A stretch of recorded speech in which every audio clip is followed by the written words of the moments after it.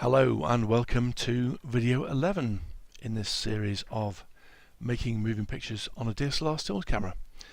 My name is John Keedwell, I'm from the Epics Academy, and if this is the first video you've seen from me, where have you been? This is a series of about 12 or 15 videos, I'm not sure yet, where I tell you how to shoot the best way and the difficulties of shooting on a digital SLR camera. Now, in previous videos I've actually gone into looking at other cameras, and this is one area which is at the start of this year 2014 is something which is coming in. This is a Sony Alpha 7S. There are different cameras. This is a full frame sensor, as you can see from the picture down here. Here's a Canon 5D in comparison, and if you look at the size of the sensor is the same size, but the camera is significantly smaller. This just looks like a normal little camera, but the beauty of it is it's a lot smaller. Looks, I'm not saying rush out and buy it necessarily, but there are some advantages of shooting on this.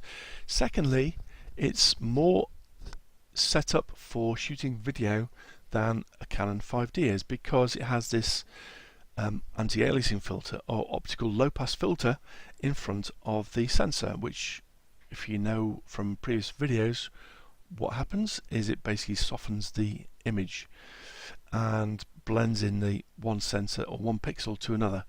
So the beauty of it is you can make the camera smaller because there's no mirror, because you have all the area for the mirror you don't need anymore.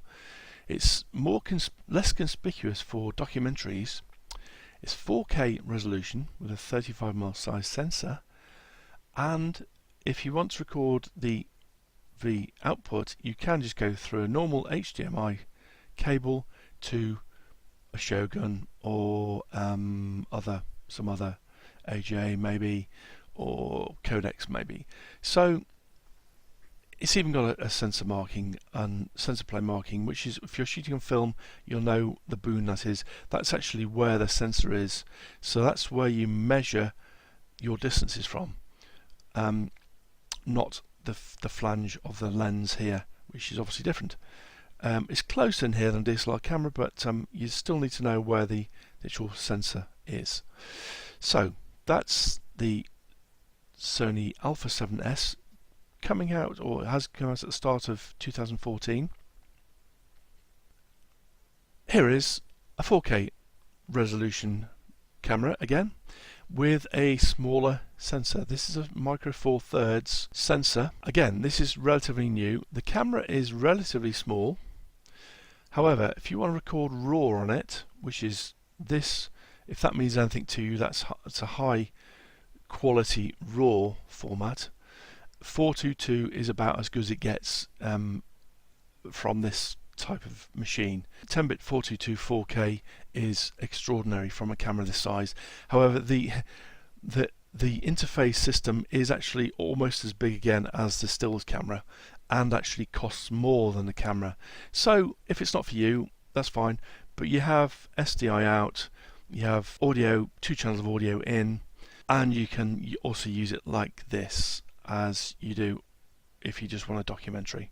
Obviously you stand out a bit more because you've got big microphone sticking on top of the camera, but it's a great camera, and for the price, just over $3,000 in America, this is a beautiful camera. And the only thing that, if you're shooting movie on it, is it has because it's a smaller sensor, it has no cinema depth of field. It's reduced, or sorry, you have an extended depth of field, so more is in focus when you're shooting. So if you want the cinema depth of field look, it's harder to get on this particular camera. You can record to the AGA K Pro Quad, I think I've said it right, and the Convergent Design Odyssey 7Q, and probably by the time you see this, there'll probably be other recorders you can record to. So, more camera choices. Again, this is not a DSLR camera, I realise this. This is how we go potentially on from the future. I did mention the Canon C series of cameras. If you look down here, this is the C100, and that is the C500 or C300. Not a lot to tell from the difference, actually. Look very similar. Obviously there's a a more robust lens mat. You can have different lens mats on this camera. Perhaps it's more ergonomic. You've got an eyepiece going at the back. It's perhaps smaller than a stills camera, but perhaps it's not what you want to shoot on when you're shooting a documentary. And it's not cheap, however.